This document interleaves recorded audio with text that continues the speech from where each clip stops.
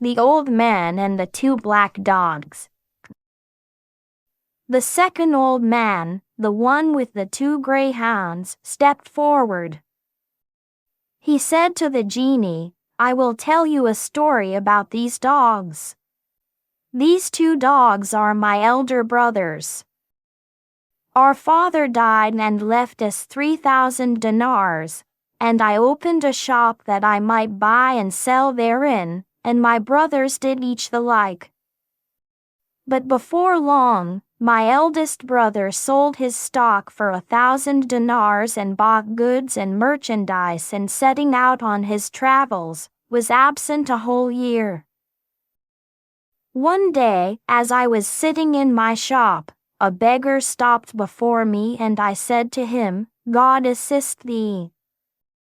But he said to me, weeping, 'Dost thou not recognize me?' I took note of him, and behold, it was my brother. So I rose and welcomed him and made him sit down by me and inquired how he came in such a case. But he answered, 'Do not ask me. My wealth is wasted and fortune has turned her back on me.' Then I carried him to the bath and clad him in one of my own suits and took him to live with me.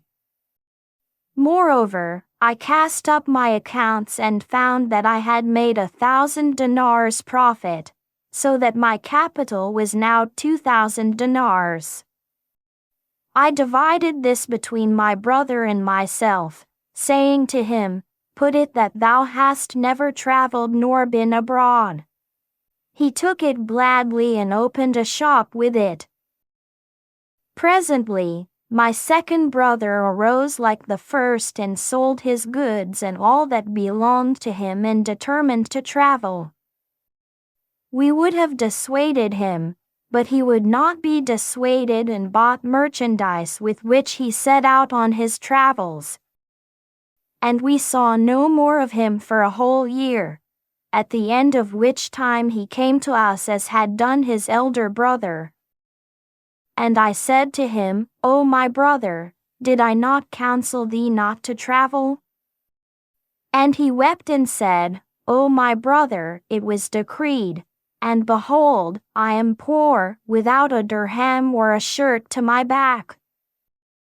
Then I carried him to the bath and clad him in a new suit of my own and brought him back to my shop, where we ate and drank together. After which I said to him, 'O my brother, I will make up the accounts of my shop, as is my wont once a year, and the increase shall be between thee and me.' So I arose and took stock and found I was worth 2,000 dinars increase, in excess of capital. Wherefore I praised the divine Creator and gave my brother 1,000 dinars, with which he opened a shop. In this situation we remained for some time, till one day, my brothers came to me and would have me go on a voyage with them. But I refused and said to them, 'What did your travels profit you, that I should look to profit by the same venture?' And I would not listen to them, so we abode in our shops, buying and selling, and every year they pressed me to travel, and I declined, until 6 years had elapsed. At last I yielded to their wishes and said to them, 'O my brothers, I will make a voyage with you, but first let me see what you are worth.'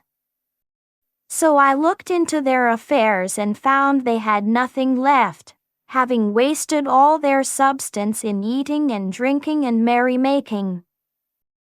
However, I said not a word of reproach to them, but sold my stock and got in all I had and found I was worth 6,000 dinars.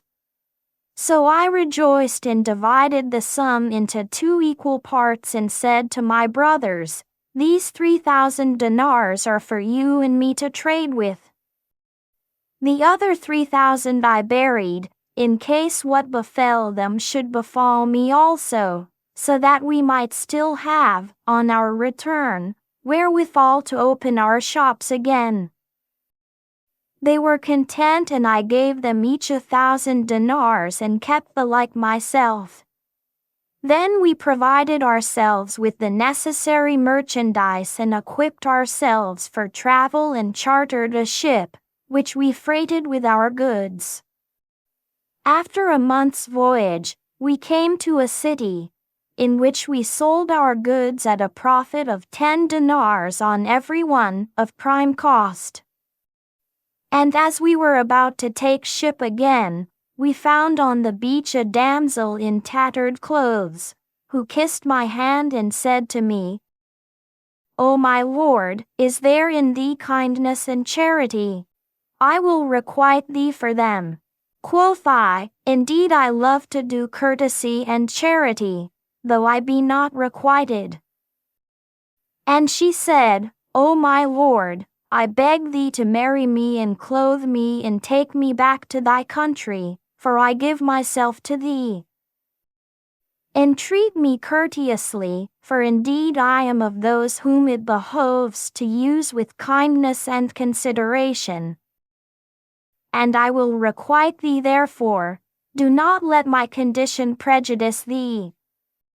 When I heard what she said, my heart inclined to her, that what God, to whom belong might and majesty, willed might come to pass.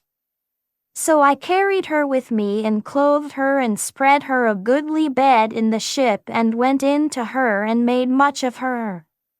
Then we set sail again, and indeed my heart clove to her with a great love, and I left her not night nor day and occupied myself with her to the exclusion of my brothers. Wherefore they were jealous of me and envied me my much substance. And they looked upon it with covetous eyes and took counsel together to kill me and to take my goods, saying, "Let us kill our brother, and all will be ours." And Satan made this to seem good in their eyes. So they took me sleeping beside my wife and lifted us both up and threw us into the sea. When my wife awoke, she shook herself and becoming an Afrita, took me up and carried me to an island, where she left me for a while. In the morning, she returned and said to me, "I have paid thee my debt, for it is I who bore thee up out of the sea and saved thee from death, by permission of God the Most High. Know that I am of the jinn who believe in God and his apostle, whom God bless and preserve, and I saw thee and loved thee for God's sake. So I came to thee in the plight thou knowest of, and thou didst marry me, and now I have saved thee from drowning. But I am wroth with thy brothers, and needs must I kill them." When I heard her words, I wondered and thanked her for what she had done and begged her not to kill my brothers. Then I told her all that had passed between us, and she said, "This very night will I fly to them and sink their ship and make an end of them." "God on thee," answered I, "do not do this, for the proverb says, 'O thou who dost good to those who do evil, let his deeds suffice the evildoer. After all, they are my brothers.'" Quoth she, "By Allah, I must kill them." And I besought her till she lifted me up and flying away with me, set me down on the roof of my own house, where she left me. I went down and unlocked the doors and brought out what I had hidden under the earth and opened my shop, after I had saluted the folk and bought goods. At nightfall, I returned home and found these 2 dogs tied up in the courtyard.